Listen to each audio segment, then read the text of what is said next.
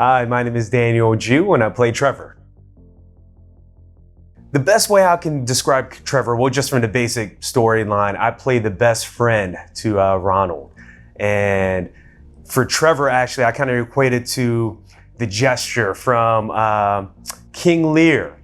It was a comedic relief, but through that comedic relief, there's a lot of wisdom, timely wisdom through there. It drops a lot of gems in there. That Trevor had unique relationships with everybody in the movie. So for there, like Trevor was never one note. Depending on who he was interacting with, it was a different interaction. That just really goes down to the writing. And that was just really tremendous because when people see Trevor, the biggest trap about playing Trevor is like, oh, just one note, he's a funny guy, comedic time. But if you notice, the ebbs and flows of Trevor's character was truly dependent on who he was around and who he was interacting with.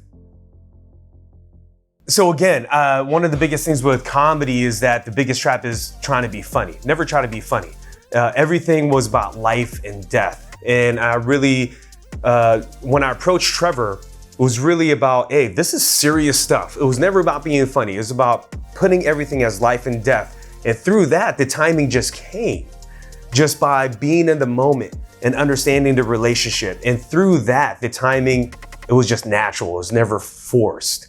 So that was the biggest thing when I was really breaking down Trevor's character and the interactions in the relationship. It was never oh, I'm gonna be funny or anything like this. It was really like, hey, this is life and death. Everything about this. I'm gonna be the best friend to Ron and really be there for him, right? And just through that, just that timing just came out naturally. Just like in everyday life, is when we have conversations, we don't ever try to be funny, but when we're really in the moment and speaking and joking around, next thing you know, these funny moments just happen naturally. So I really try to bring that real life essence into this movie as best as possible. The thing that I was looking the most forward to is actually working with Troy Skinner. And I'll tell you this why. I wanted to always take Troy's class. I was gonna surprise him, but the day that I was going to, the lockdown happened. So that was just like, oh Lord.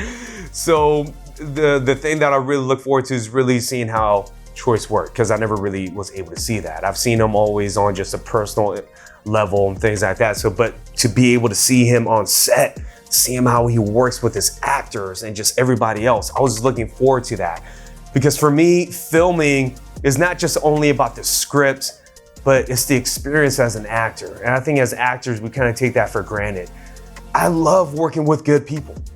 That to me means more than anything else. Like, I'd much rather have a budget lower and work with amazing people than have like a high budget and I'm like, oh my God, I'm counting down the time until I just leave here.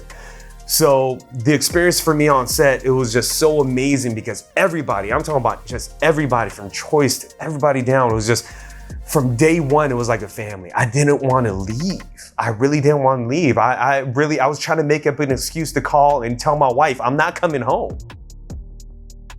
This is what I love about the film, is it's really about hope. It's really about just loving oneself, forgiving oneself, because if we see Ron's character, he wasn't able to forgive himself for the longest time. And the moment that he forgives himself is the day that he starts living. When I watch this movie, it's giving myself permission to forgive myself and to start living and to start living again. And that is the hope. And that goes far beyond any color lines, gender lines, anything. It's just so basic to the spiritual needs of every person living here. And that is why I say this movie is so necessary right now.